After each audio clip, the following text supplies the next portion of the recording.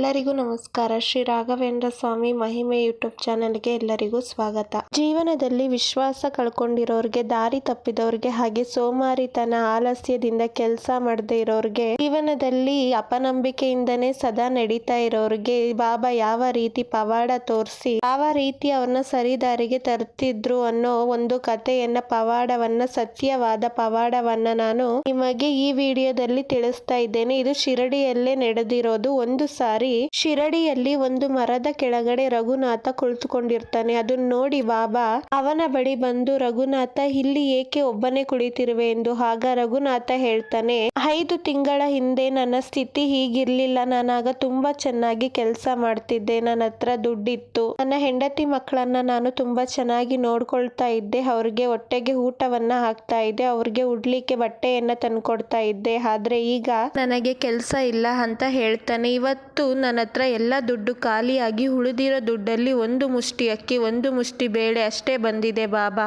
ಇದ್ರಿಂದ ನನ್ನ ಮಕ್ಕಳ ಹೊಟ್ಟೆಯನ್ನ, ನನ್ನ ಹೆಂಡತಿ ಹೊಟ್ಟೆಯನ್ನ ನಾನು ತುಂಬಿಸ್ಲಿಕ್ಕೆ ಆಗಲ್ಲ. ಅದ್ರಿಂದ ನಾನು ಚಿಂತೆ ಮಾಡ್ತಾ ಇಲ್ಲೇ ಕುಳಿತಿದ್ದೀನಿ ಅಂತ ಹೇಳಿ ಅವನು ಹೇಳ್ತಾನೆ. ಆಗ ಬಾಬಾ ಹೇಳ್ತಾರೆ, ನಿನ್ಗೆ ಇನ್ನು ಹಿಂದೆ ಮೊನ್ನೆ ಒಬ್ರು ಕೆಲ್ಸಕ್ಕೆ ಕರೆದ್ರಲ್ಲ, ಒಬ್ರು ಯಾಕೆ ಹೋಗ್ಲಿಲ್ಲ ಅಂತ ಕೇಳ್ತಾರೆ. ಆಗ ರಘುನಾಥ ಹೇಳ್ತಾನೆ, ಬಾಬಾ, ನನಗೆ 2 ರೂಪಾಯಿ ಕೆಲಸ ಸಿಕ್ಕರೆ ಮಾತ್ರ ನಾನು ಹೋಗೋದು. ಅಂದ್ರೆ ದಿನಕ್ಕೆ 2 ರೂಪಾಯಿ ಕೊಟ್ರೆ ಮಾತ್ರ ನಾನು ಕೆಲ್ಸಕ್ಕೆ ಹೋಗೋದು. 1 ರೂಪಾಯಿ ಕೆಲಸ ಸಿಕ್ಕರೆ ನಾನು ಹೋಗೋಲ್ಲ. ಯಾಕಂದ್ರೆ ಅದರಿಂದ ನನಗೆ ಯಾವ ರೀತಿಯ ಸಹಾಯವೂ ಆಗೋದಿಲ್ಲ. ನನ್ನ ಹೆಂಡತಿ ಮಕ್ಕಳ ಹೊಟ್ಟೆ ತುಂಬಿಸ್ಲಿಕ್ಕೆ ಸಾಧ್ಯ ಆಗಲ್ಲ. ಹಾಗಾಗಿ ನಾನು ಹೋಗ್ಲಿಲ್ಲ ಅಂತ ಹೇಳ್ತಾನೆ. ಆಗ ಬಾಬಾ ಹೇಳ್ತಾರೆ, ನನಗೆ 2 ರೂಪಾಯಿ ಕೆಲ್ಸನೂ ಸಿಕ್ಕಿತ್ತಲ್ಲ, ಅದಕ್ಕೂ ನೀನು ಹೋಗ್ಲಿಲ್ಲ ಅಂತ ಕೇಳ್ತಾರೆ.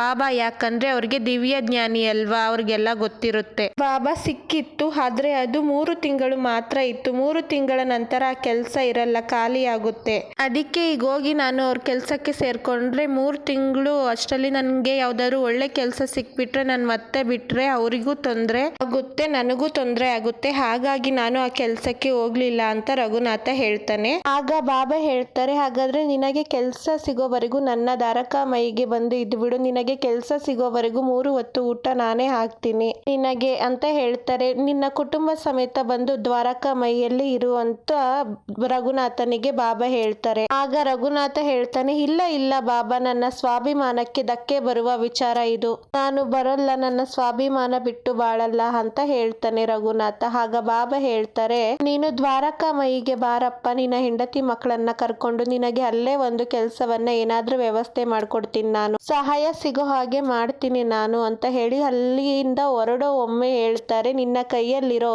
1 ಮುಷ್ಟಿ ಅಕ್ಕಿ, 1 ಮುಷ್ಟಿ ಬೇಳೆಯನ್ನು ತಗೊಂಡು ಬಾ, ನಿಮ್ಮ ಸಂಸಾರವನ್ನ ಕರ್ಕೊಂಡು ಅಂತ ಹೇಳಿ ಹೋಗ್ತಾರೆ. ಆಗ ರಘುನಾಥ ತನ್ನ ಹೆಂಡತಿ ಮಕ್ಕಳನ್ನ ಕರ್ಕೊಂಡು ದ್ವಾರಕಾಮಾಯಿಗೆ ಹೋಗ್ತಾನೆ. ಆಗ ಬಾಬಾ ಹೇಳ್ತಾರೆ, ಅಲ್ಲೇ ಇರುವ ಸುಲೋಚನಳಿಗೆ ಹೇಳ್ತಾರೆ, ಸುಲೋಚನ, ಇವರಿಗೆ ಕುಳಿತುಕೊಳ್ಳಲು ಜಾಗ ಮಾಡಿಕೊಡು ಅಂತ ಹೇಳ್ತಾರೆ. ಆಗ ಸುಲೋಚನ ಅವರಿಗೆ ಕರೆದು ಒಂದು ಕಡೆ ಕೂರಿಸ್ತಾಳೆ. ಆ ಬಾಬಾ ಇನ್ನು ಆಗ ಕಿಚಡಿ ಮಾಡೋದಕ್ಕೆ ಕುದಿಯಲು ನೀರಿಟ್ಟು ನಿಂತಿರ್ತಾರೆ ಉರಿಸ್ತಾ. ಆಗ ರಘುನಾಥನಿಗೆ ಬಾಬಾ ಹೇಳ್ತಾರೆ, ನಾನು ಹೇಳಿದ್ನಲ್ಲ 1 ಮುಷ್ಟಿ ಬೇಳೆ, 1 ಮುಷ್ಟಿ ಅಕ್ಕಿ ತಗೊಂಡ್ ಬಾ ಅಂತ ಹೇಳಿ, ತಗೊಂಡ್ ಬಂದಿದ್ಯಾ ಅಂತ ಕೇಳ್ತಾರೆ. ಆಗ ರಘುನಾಥ ಹೇಳ್ತಾನೆ, ತಂದಿದ್ದೀನಿ ಬಾಬಾ ಅಂತ ಹೇಳಿ. ಆಗ ಬಾಬಾ ಅದನ್ನ ಈಸ್ಕೊಂಡು 1 ಮುಷ್ಟಿ ಬೇಳೆ, 1 ಮುಷ್ಟಿ ಅಕ್ಕಿಯನ್ನ ಕುದಿಯುವ ನೀರಿಗೆ ಹಾಕ್ತಾರೆ. ಅದರಿಂದ ಕಿಚಡಿ ಮಾಡೋದಕ್ಕೆ ಶುರು ಮಾಡ್ತಾರೆ. ಆಗ ರಘುನಾಥ ಮನ್ಸಲ್ಲೇ ಅನ್ಕೊಳ್ತಾನೆ, ಈ 1 ಹಿಡಿ ಅಕ್ಕಿ, 1 ಹಿಡಿ ಬೇಳೆಯಿಂದ ನಮ್ಮ ಹೊಟ್ಟೆನೆ 4 ಜನದ ಹೊಟ್ಟೆನೆ ತುಂಬಲ್ಲ. ಆದ್ರೆ ಅದ್ರಲ್ಲಿ ಬಾಬಾ ಇಷ್ಟು ದೊಡ್ಡ ಹಂಡೆಯಲ್ಲಿ ಇಷ್ಟು ಸಣ್ಣ ಪ್ರಮಾಣದಲ್ಲಿ ಹಾಕಿ ಕಿಚಡಿ ಮಾಡ್ತಾ ಇದಾರಲ್ಲ, ಏನಿದು, ಇದರ ಉದ್ದೇಶ ಏನು ಅಂತ ಅನ್ಕೊಂಡು ಅಲ್ಲೇ ನಿಂತ್ಕೊಳ್ತಾನೆ ನೋಡ್ತಾ. ಆ ಕಿಚಡಿ ಕುದಿಯೋದಿಕ್ಕೆ ಶುರುವಾಗುತ್ತೆ. ಆಗ ಬಾಬಾ ತನ್ನ ಕೈ ತೋಳಿನ ಒಂದು ನಿಲ್ವಂಗಿಯನ್ನ ಹಿಂದೆ ಸರಿಸಿ ನಮ್ಮ ಕೈಯನ್ನ ಕಿಚಡಿ ಒಳಗೆ ಹಾಕಿ ಕೈ ಆಡೋದಕ್ಕೆ ಶುರು ಮಾಡ್ತಾರೆ. ಆಗ ಸುಲೋಚನ ಹೇಳ್ತಾಳೆ, ಬಾಬಾ ನೀವು ಕೈ ಹಾಕ್ಬೇಡಿ, ಸುಟ್ಟೋಗುತ್ತೆ, ನಾನು ಚಮಚ ತರ್ತೇನೆ ಅಂತ ಹೇಳ್ತಾಳೆ. ಆಗ ಬಾಬಾ ಹೇಳ್ತಾರೆ ಸುಲೋಚನಳಿಗೆ, ಬೇಡ ಬೇಡ ಪರವಾಗಿಲ್ಲ, ನಾನು ನನ್ನ ಕೈಯಿಂದನೇ ಕೈ ಆಡ್ತೀನಿ ಅಂತ ಕೈಯಿಂದನೇ ಕೈ ಆಡ್ತಾರೆ. ಆಗ ತುಂಬಾ ಚೆನ್ನಾಗಿ ಅವರು ಕೈ ಆಡಿಸ್ತಾ ಇದ್ದಾಗೆ ಕಿಚಡಿಯಲ್ಲಿ ತುಂಬಾ ಚೆನ್ನಾಗಿ ಪರಿಮಳ ಇಡೀ ಶಿರಡಿಗೆ ಹರಡ್ಬಿಡುತ್ತೆ. ಹರಡ್ತಾ ಎಲ್ಲರಿಗೂ ಗೊತ್ತಾಗುತ್ತೆ, ಬಾಬಾ ಇವತ್ತು ದ್ವಾರಕಾಮಾಯಿಯಲ್ಲಿ ಕಿಚಡಿಯನ್ನ ಮಾಡ್ತಾ ಇದ್ದಾರೆ. ಅದರ ವಾಸನೆ ತುಂಬಾ ಚೆನ್ನಾಗಿ ಬರ್ತಾ ಇದೆ. ಇವತ್ತೇನೋ ಶಿರಡಿಯಲ್ಲಿ ಪವಾಡ ನಡೆಯುತ್ತೆ ಅಂತ ಹೇಳಿ ಎಲ್ಲರೂ ಒಬ್ಬೊಬ್ಬರಾಗಿ ಬರ್ತಾ ಹೋಗ್ತಾರೆ. ಈ ರಘುನಾಥ ಎಲ್ಲರೂ ಒಬ್ಬೊಬ್ಬರಾಗಿ ಬರ್ತಾ ಇರೋದನ್ನ ನೋಡಿ, ಈ 1 ಮುಷ್ಟಿ ಹಿಡಿ ಅಕ್ಕಿ ಬೇಳೆ ನಮ್ಗೆ ಸಾಲಲ್ಲ ಅಂತ ಅನ್ಕೊಂಡಿದ್ದೆ, ಅದ್ರಲ್ಲಿ ಇಷ್ಟು ಜನ ಬರ್ತಾ ಇದಾರಲ್ಲ, ಹೇಗೆ ಇವ್ರಿಗೆಲ್ಲ ಊಟ ಬಡಿಸೋಕೆ ಸಾಧ್ಯ ಆಗುತ್ತೆ ಅಂತ ಹೇಳಿ ಮನ್ಸಲ್ಲೇ ಅನ್ಕೊಂಡು ನಿಂತ್ಕೋತಾನೆ. ಪಾಪ ಯಾಕೆ ನೀವು ಈ ಬಿಸಿಗೆ ಕೈ ಹಾಕಿ ಕಿಚಡಿಯನ್ನ ಕಲಿಸ್ತಾ ಇದ್ದೀರಾ, ಕೈ ಸುಟ್ಟೋಗುತ್ತೆ ಅಂತ ಹೇಳ್ತಾರೆ. ಆಗ ಬಾಬಾ ಕೈಯನ್ನ ತೆಗೆದು ತೋರಿಸ್ತಾರೆ. ನೋಡು, ನನ್ನ ಕೈ ಏನೂ ಆಗಿಲ್ಲ ಅಂತ ಹೇಳ್ತಾರೆ. ಬಾಬಾ ಹೇಳ್ತಾರೆ, ಮನಸ್ಸಿನಲ್ಲಿ ವಿಶ್ವಾಸ, ಎಲ್ಲರಿಗೂ ಹಂಚುವ ಮನೋಭಾವನೆ ಇದ್ದರೆ ಎಲ್ಲವೂ ಸಾಧ್ಯ ಅಂತ ಹೇಳ್ತಾರೆ. ಆಗ ರಘುನಾಥ ಹೇಳ್ತಾನೆ, ವಿಶ್ವಾಸದಿಂದ ಜೀವನ ನಡೆಯೋದಿಲ್ಲ, ಹಾಗೆ ಹಂಚುವ ಮನೋಭಾವನೆಯಿಂದ ಒಂದು ಮುಷ್ಟಿ ಅಕ್ಕಿ ಬೇಳೆ ಹಾಕಿ ಮಾಡಿದ ಕಿಚಡಿ ಎಲ್ಲರಿಗೂ ಸಾಲುವುದಿಲ್ಲ ಅಂತ ಹೇಳ್ತಾನೆ ರಘುನಾಥ. ಆಗ ಬಾಬಾ ಹೇಳ್ತಾರೆ, ಈಶ್ವರ ಏನು ಕೊಟ್ಟಿದ್ದಾನಲ್ಲ ಅದನ್ನೇ ನಾವು ಕಡಿಮೆ ಅಂದುಕೊಳ್ಳಬಾರದು ಅಂತ ಹೇಳ್ತಾನೆ. ರಘುನಾಥ ಬಾಬಾರ ಹತ್ತಿರ ಬಂದು, ಒಂದು ಮುಷ್ಟಿ ಅಕ್ಕಿ, ಒಂದು ಮುಷ್ಟಿ ಬೇಳೆ ಹಾಕಿ ಕಿಚಡಿಯನ್ನ ಮಾಡಿದ್ದೀರಾ, ಇಡೀ ಶಿರಡಿಯನ್ನೇ ಊಟಕ್ಕೆ ಕರೆದಿದ್ದೀರಾ, ಇದು ಸಾಧ್ಯನಾ ಅಂತ ಕೇಳ್ತಾನೆ. ಸಂಯಮ ವಿಶ್ವಾಸ ದಾರಿ ತೋರಿಸುತ್ತೆ ಅಂತ ಬಾಬಾ ಅವನಿಗೆ ಹೇಳ್ತಾರೆ. ಬಾಬಾ ಹೇಳ್ತಾರೆ, ಆದರೆ ಹೀಗೆ ಅಂದಿಕೊಳ್ಳಬೇಕು, ಅದೇ ಹೆಚ್ಚಿದೆ, ಸಾಕಷ್ಟಿದೆ, ಹಾಗೆ ಇದರ ನೇರ ಸಂಬಂಧ ಸಂತೋಷದ ಜೊತೆ ಇರುತ್ತೆ. ನಾವು ಎಷ್ಟರಲ್ಲಿ ಸಂತೋಷವಾಗಿರುತ್ತೇವೋ ಅದನ್ನ ನಾವೇ ನಿರ್ಧಾರ ಮಾಡಬೇಕು. ಇಲ್ಲವೆಂದರೆ ಇವತ್ತು ಇರುವ ಸಂಪತ್ತು ನಾಳೆ ಅದೇ ನಮಗೆ ಕಡಿಮೆ ಅನ್ಸೋದಕ್ಕೆ ಶುರುವಾಗುತ್ತೆ. ಸತ್ಯದ ಮಾತು ಇದಾಗಿದೆ ರಘುನಾಥ. ಸತ್ಯ, ಪ್ರಾಮಾಣಿಕ ಹಾಗೂ ಒಳ್ಳೆಯ ಮನಸ್ಸಿನಿಂದ ಹಂಚುತ್ತೀಯೋ ಆಗ ಅದೇ ಹೆಚ್ಚಾಗುತ್ತದೆ. ಅದೇ ಮನಸ್ಸಿನಲ್ಲಿ ಹಂಚುವ ಇಚ್ಛೆಯೇ ಇಲ್ಲದಿದ್ದರೆ ಎಷ್ಟು ಇದ್ದರೂ ಅದು ಕಡಿಮೆಯೇ ಅನಿಸುತ್ತದೆ. ಇವತ್ತು ನನ್ನ ಮೇಲೆ ಅಂದ್ರೆ ವಿಶ್ವಾಸದ ಮೇಲೆ ಪ್ರಶ್ನೆ ಮಾಡ್ತಾ ಇದೆಯಾ? ಇವತ್ತು ದ್ವಾರಕಾಮಾಯಿಯಿಂದ ಯಾರು ಉಪವಾಸದಿಂದ ಹೋಗೋದಿಲ್ಲ ಅಂತ ಹೇಳ್ತಾರೆ ಬಾಬಾ. ಕುದಿಯುವ ಕಿಚಡಿಗೆ ಕೈ ಹಾಕಿ ಕಿಚಡಿಯನ್ನ ಕಲಿಸ್ತಾ ಇರ್ತಾರೆ. ದ್ವಾರಕಾಮಾಯಿಯಲ್ಲಿರುವ ಎಲ್ಲರೂ ಈ ಅದ್ಭುತವನ್ನ, ಚಮತ್ಕಾರವನ್ನ ನೋಡಿ ಬೆರಗಾಗ್ತಾರೆ, ಆಶ್ಚರ್ಯವನ್ನ ಪಡ್ತಾರೆ. ಇವರು ಬಾಬಾ ನಿಮ್ ಕೈ ಸುಟ್ಟೋಗುತ್ತೆ ಅಂತ ಹೇಳ್ತಾರೆ. ಆಗ ಬಾಬಾ ಹೇಳ್ತಾರೆ, ಹಸಿವಿನಿಂದ ಬಳಲುವವರ ಹೊಟ್ಟೆ ತುಂಬಿಸುವ ಇಚ್ಛೆ ನಮಗೆ ಇದ್ದರೆ ಅಸಂಭವವೂ ಸಂಭವವಾಗುತ್ತದೆ. ಹಾಗೆ ಎಲ್ಲ ರಹಸ್ಯಗಳನ್ನ ಭೇದಿಸಲೂಬಹುದು ಅಂತಾರೆ. ಈ ರೀತಿಯ ನಮ್ಮ ಒಳ್ಳೆಯ ಮನಸ್ಸಿನ ಇಚ್ಛೆಗೆ ಈ ವಿಶ್ವವೇ ನಮಗೆ ಸಹಕರಿಸುತ್ತದೆ ಮಕ್ಕಳೇ. ನಮ್ಮ ಒಳ್ಳೆಯ ಉದ್ದೇಶಗಳಿಗೆ ನಮ್ಮ ಪಂಚಭೂತಗಳು ಕೂಡ ನಮಗೆ ಸಹಕರಿಸುತ್ತವೆ. ನಾನು ನನ್ನ ಶ್ರದ್ಧೆ ಮತ್ತು ವಿಶ್ವಾಸ ಈ ಕಿಚಡಿಯಲ್ಲಿ ಬೆರೆಸಿದೆ ಅಷ್ಟೇ ಅಂತ ಅಂತಾರೆ. ಆಗ ಮತ್ತೆ ರಘುನಾಥ ಕೇಳ್ತಾನೆ, ಒಂದು ಮುಷ್ಟಿ ಅಕ್ಕಿ, ಒಂದು ಮುಷ್ಟಿ ಬೇಳೆಯನ್ನ ಹಾಕಿ ಮಾಡಿದ ಕಿಚಡಿ ತಿನ್ನಲು ಇಡೀ ಶಿರಡಿಯೇ ಬಂದಿದೆ, ಈಗ ಹೇಗೆ ಇದು ಸಂಭವವಾಗುತ್ತದೆ ಅಂತ ಹೇಳ್ತಾನೆ. ಹಾಗೆ ಇಂದು ಕೂಡ ನನ್ನ ಪರಿವಾರ ಹಸಿವಿನಿಂದ ಮಲಗಿಕೊಳ್ಳುತ್ತದೆ ಅಂತ ಹೇಳ್ತಾನೆ. ಆಗ ಬಾಬಾ, ನನಗೆ ವಿಶ್ವಾಸವಿದೆ, ಇದು ಎಲ್ಲರಿಗೂ ಸಾಕಾಗಿ ಇನ್ನೂ ಕೂಡ ಉಳಿಯುತ್ತದೆ, ನನಗೆ ಗೊತ್ತು ಅಂತಾರೆ. ಆಗ ಅಲ್ಲೇ ಇದ್ದ ಒಬ್ಬ ಹುಡುಗ ಹೇಳ್ತಾನೆ, ರಘುನಾಥಣ್ಣ, ಬಾಬಾ ಹೇಳ್ತಾ ಇದ್ದಾರೆ ಅಂದ್ರೆ ಅದು ಆಗುತ್ತೆ, ಚಿಂತೆ ಬಿಡು, ಚಿಂತೆ ಮಾಡಬೇಡ ಅಂತ ಹೇಳ್ತಾನೆ. ಭೀಮ, ಎಲ್ಲರಿಗೂ ಕೂರ್ಸಿ ಊಟ ಮಾಡುವ ವ್ಯವಸ್ಥೆ ಮಾಡು, ಎಲ್ಲರಿಗೂ ಎಲೆ ಹಾಕು. ಭೀಮ ಎಲ್ಲರಿಗೂ ಎಲೆ ಹಾಕ್ತಾನೆ. ಆಗ ಬಾಬಾ ಕಿಚಡಿಯನ್ನು ದೊಡ್ಡ ಹಂಡೆಯಿಂದ ಸಣ್ಣ ಸಣ್ಣ ಬಾಂಡೆಗಳಿಗೆ ತೋಡಿ ಕೊಡ್ತಾರೆ. ಆಗ ಆ ಕಿಚಡಿಯನ್ನು ಎಲ್ಲರಿಗೂ ಬಡಿಸ್ತಾರೆ. ಇದನ್ನ ನೋಡ್ತಾ ಇರೋ ರಘುನಾಥನಿಗೆ ಆಶ್ಚರ್ಯವಾಗುತ್ತೆ. ಅವನು ಮುಂದೆ ಬಂದು ಕಿಚಡಿ ಹಂಡೆಯನ್ನ ಬಗ್ಗಿ ನೋಡ್ತಾನೆ. ಆಗ ಹಂಡೆ ಅದರ ತುಂಬಾ ಕಿಚಡಿ ಇರುತ್ತೆ. ಅದನ್ನ ನೋಡಿ ಅವನು ಆಶ್ಚರ್ಯ ಪಡ್ತಾನೆ. ಇದು ಅಸಂಭವ, ಇದು ಹೇಗೆ ಸಾಧ್ಯ ಬಾಬಾ ಅಂತ ಕೇಳ್ತಾನೆ. ಆಗ ಬಾಬಾ ಹೇಳ್ತಾರೆ, ವಿಶ್ವಾಸದ ತಾಕತ್ತಿನ ಬಗ್ಗೆ ನಂಬಿಕೆ ಇಡು ರಘುನಾಥ ಅಂತ ಹೇಳ್ತಾರೆ. ಮಾಳಸಾಪತಿ ಅವರು ಹೇಳ್ತಾರೆ, ಈಗ ನೋಡಿದ್ಯಾ ರಘುನಾಥ, ಇದುವೇ ನನ್ನ ಸಾಯಿಯ ಪ್ರಸಾದ ಅಂತ ಹೇಳ್ತಾರೆ. ಇದು ಕೇವಲ ಆಹಾರ ಧಾನ್ಯಗಳಿಂದ ಆಗೋದಿಲ್ಲ, ಇದು ಅವರ ಪ್ರೀತಿಯಿಂದ ಆಗುತ್ತದೆ, ಇದು ಎಂದಿಗೂ ಮುಗಿಯೋದಿಲ್ಲ ಅಂತ ಮಾಳಸಾಪತಿಯವರು ಬಾಬಾರವರಿಗೆ ಕೈಯನ್ನ ಮುಗಿತಾರೆ. ಎಲ್ಲರೂ ಊಟವನ್ನ ಮಾಡ್ತಾರೆ. ಜನರನ್ನ ಬೆಸೆಯುವ ನಮ್ಮ ಸಾಯಿಯ ಜಗತ್ತಿನ ಭಂಡಾರವೇ ನಮ್ಮ ಮೂಲ ಶಿರಡಿ ಸಾಯಿ ಅಂತ ಕೆಲವರು ಕೊಂಡಾಡ್ತಾರೆ. ಯಾವ ರೀತಿ ಅಲೌಕಿಕ ಪವಾಡ ಮಾಡಿದ್ರು ನನ್ನ ಸಾಯಿ, ನನ್ನ ಮೂಲ ಭಂಡಾರವೇ ನನ್ನ ಸಾಯಿ ಅಂತಾರೆ. ಬಾಬಾ ಎಲ್ಲರಿಗೂ ಸಹ ಕಿಚಡಿಯನ್ನ ಬಡಿಸ್ತಾರೆ. ಈ ಕೈಗಳಲ್ಲಿ ಈ ಕಿಚಡಿ ಅಮೃತದ ತರ ಅಂತ ಹೇಳ್ತಾರೆ. ಹಸಿದವರಿಗೆ ಅನ್ನ, ಬಾಯಾರಿದವರಿಗೆ ನೀರು ಕೊಟ್ಟರೆ ನನ್ನ ಹೊಟ್ಟೆ ತುಂಬಿದಂತಾಗುತ್ತದೆ ಅಂತ ಅವರು ಹೇಳ್ತಾರೆ. ಅಂತವರಿಗೆ ನನ್ನ ಆಶೀರ್ವಾದ ಸದಾ ಸಿಗುತ್ತಲೇ ಇರುತ್ತದೆ. ನನ್ನ ಮೇಲೆ ನಂಬಿಕೆ ವಿಶ್ವಾಸ ಇಟ್ಟರೆ ನನ್ನ ಮಮತೆ ನೀನು ಊಟ ಮಾಡುವ ತಟ್ಟೆಯಲ್ಲಿ ಇರುತ್ತದೆ ಅಂತ ಬಾಬಾ ಹೇಳ್ತಾರೆ. ಅವರ ಕೈಯಾರೆ ರಘುನಾಥನಿಗೆ ಒಂದು ತುತ್ತು ಕಿಚಡಿಯನ್ನ ತಿನ್ನಿಸ್ತಾರೆ. ರಘುನಾಥ ಹೇಳುತ್ತಾನೆ, ನನ್ನಲ್ಲಿ ಸ್ವಾಭಿಮಾನ ಅತಿಯಾಗಿಯೇ ಇತ್ತು, ಆದ್ರೆ ನಿಮ್ಮಲ್ಲಿಯೇ ನಾನು ಅಪನಂಬಿಕೆ ಪಡುವಷ್ಟು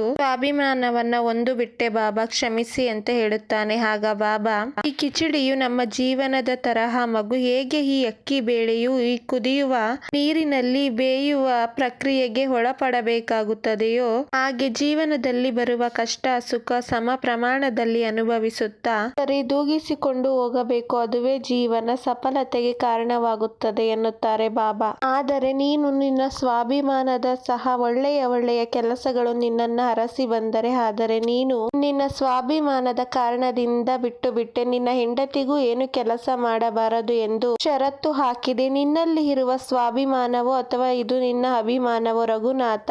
ನಿನ್ನಲ್ಲಿ ಇರುವ ಅಭಿಮಾನ ಯಾವ ಉಪಯೋಗಕ್ಕಾಗಿ ರಘುನಾಥ? ಹೆಂಡತಿ ಮಕ್ಕಳು ಉಪವಾಸವಿರೋದಕ್ಕ? ಇನ್ನು 2 ರೂಪಾಯಿ ದುಡಿಯುವ ಕೆಲಸ ದಿನಕ್ಕೆ ಸಿಗುತ್ತಾ ಇಲ್ಲ ಅಂತ ಅಂದರೆ ನೀನು ಮತ್ತು ನಿನ್ನ ಹೆಂಡತಿ ಸೇರಿ ಕೂಡಿ ಯಾವುದಾದರೂ ಕೆಲಸ ಮಾಡಿ ಪರಿಶ್ರಮಕ್ಕೆ ನಿಮ್ಮ ದಾರಿದ್ರ್ಯ ದುಃಖ ದೂರವಾಗುತ್ತದೆ. ನಿನಗೆ ಏಕೆ ಹೀಗೆ ಅನಿಸುತ್ತದೆ? ನಿನ್ನ ಹೆಂಡತಿ ಕೆಲಸಕ್ಕೆ ಹೋದರೆ ನೀನು ಸಣ್ಣವನಾಗಿ ಬಿಡುತ್ತೀಯ ಅಂತ. ಸಣ್ಣದು ದೊಡ್ಡದು ದೊಡ್ಡವನು ಸಣ್ಣವನು ಅಂತೇನು ಇಲ್ಲ ರಘುನಾಥ. ಗಾಡಿ ಸಾಗಲು 2 ಗಾಲಿಗಳು ಸಮನಾಗಿರಬೇಕು. ನೀನು ಅಪ್ಪ ಸಾಹೇಬರ ಹತ್ತಿರ ಕೆಲಸ ಮಾಡು, ನಿನ್ನ ಹೆಂಡತಿ ಆತ್ಮರಾಮರ ಹತ್ತಿರ ಕೆಲಸ ಮಾಡಲಿ. ನೀನು ನಿನ್ನ ಕರ್ಮಾನುಸಾರ ಸ್ವಲ್ಪ ಕಷ್ಟ ಪಡಲೇಬೇಕು ರಘುನಾಥ. ಇಂತಹ ಜನರು ಎಷ್ಟೋ ಇದ್ದಾರೆ. ನೀನು ಬಿಟ್ಟ ಕೆಲಸವನ್ನು ಸಂತೋಷದಿಂದ ಮಾಡುವವರು. ನಿನ್ನ ಬಳಿ 2 ಕೆಲಸಗಳ ಅವಕಾಶ ಬಂದಿತ್ತು. ಆದರೆ ನಿನಗೆ ಕೆಲಸ ಮಾಡುವ ಬದಲು ಆರಾಮಾಗಿರುವ ಕೆಟ್ಟ ಅಭ್ಯಾಸ ಶುರುವಾಗಿತ್ತು. ಅದಕ್ಕೆ ನೀನು ಆ ಕೆಲಸ ಸರಿ ಇಲ್ಲ ಈ ಕೆಲಸ ಸರಿ ಇಲ್ಲ ಅಂತ ಸ್ವಾಭಿಮಾನದ ನೆಪ ಹೇಳಿ ಕೆಲಸವನ್ನ ಬಿಟ್ಟೆ. ಸ್ವಲ್ಪ ನಿನ್ನ ಹೆಂಡತಿ ಮಕ್ಕಳ ಕಡೆ ನೋಡು